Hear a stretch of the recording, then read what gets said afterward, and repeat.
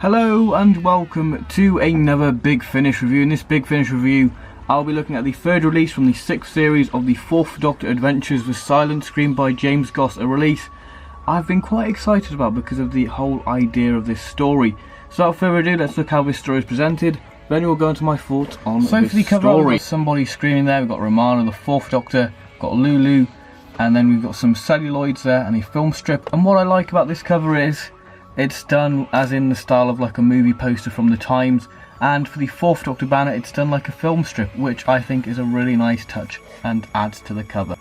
The spine and the back, so if you want to know more about the story then do feel free to pause now. Then we have the cast list. Taking a look at the booklet, if we open it up, we have the next instalment of the Fourth Doctor Adventures, Death Wrath, advertisement for the Doctor Who magazine and production credits, and the reversible cover. And the disc art is exactly the same as the cover. So what do I think of The Silent Scream? Now this story had me hooked from the title, with it being a play on The Silent Screen, with this all being about silent movies and it being a play on with the actual title being The Silent Scream. So it's a very nice little play with that. Now the story doesn't fit into the traditional season 18 setting, with this being a very new setting, giving the story this great extravagant style. The story has great window dressing, but at the heart of the story it is a horror story, with an essential part of a human being stolen. And this story sort of has an element of truth about it, with all these bizarre operations happening at the time trying to preserve youth. So I love that Doctor Who's put their own spin on it, which I just like when Doctor Who just puts their own spin on things, thinking this is how we think it happened. Part 1 is a bit of a slow burner, but in this case this is not a bad thing, as you have great camaraderie between the characters and builds up the setting wonderfully. But beneath all the smiles and laughter there is a great sense of foreboding, making the story have this chilling and haunting atmosphere. With the sound design adding to that, with it being eerie, with having these scuttling sounds, with the question who is stealing the voices, with us having this very interesting threat. What I do love, and what I like about the story as well, is it doesn't go down the traditional Doctor Who cliffhanger what you would expect. It's a very nice little twist on a cliffhanger, and the runtime for this story, well, this part of the story, is 30 minutes. Part 2 is where we get the gruesome side of the story, with us getting some creepy moments in a hospital, with us getting some great action sequences. We do have some nice sweet moments between Romana and K9, and this is where the season 18 section comes in with a science element, which is rather simple, and that science element doesn't go over your head, which is nice.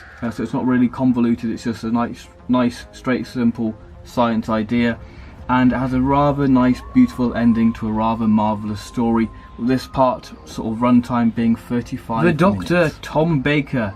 Tom Baker is having an absolute ball in this, and you can really tell as we see the Doctor have this really nice little fanboy moment, and he's just fanboying throughout, and he gets this great comedic role, with him playing a very interesting role in part 2.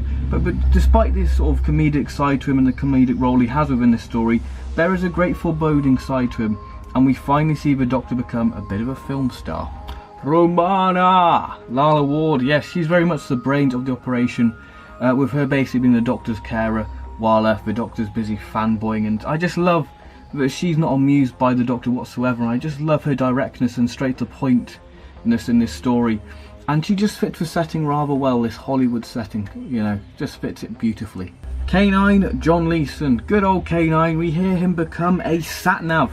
Now tell me that's not a selling point, K9 being a sat-nav. But we do get another funny moment with K9, with him taking the highway, which just creates a great image in your head. But other than that, he's very much a computer within this story. Loretta Waldorf, played by Pamela Salem. What a brilliant performance by Pamela Salem, bringing such elegance to the role, but beneath that there is this troubled character being paranoid about losing her voice and losing her career.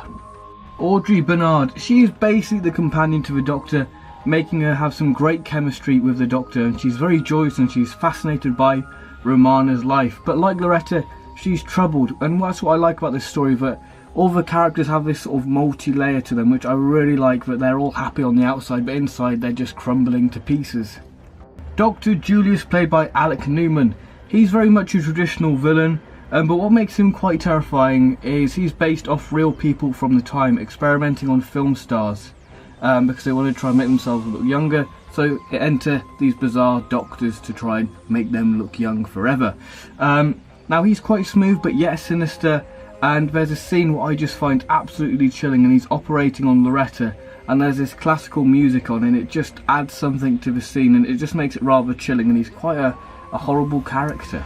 Overall, this is a roaring story, and James Goss utilises every aspect put down within the 1920s setting, and it just works marvellous, with the music having that 1920s vibe but yet having that 80s feel to it, and the story really does feel like a Douglas Adams story.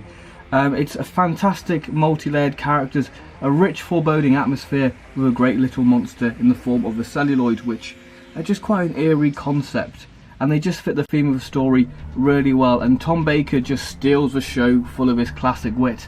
Now this story truly is a love letter to the silent screen sort of film era. So overall I'm going to give the Silent Scream a 9 out of 10. A fantastic release and definitely worth checking out. So thank you very much for watching this review, and I'll see you on my next video, which will be a review of The Contingency Club.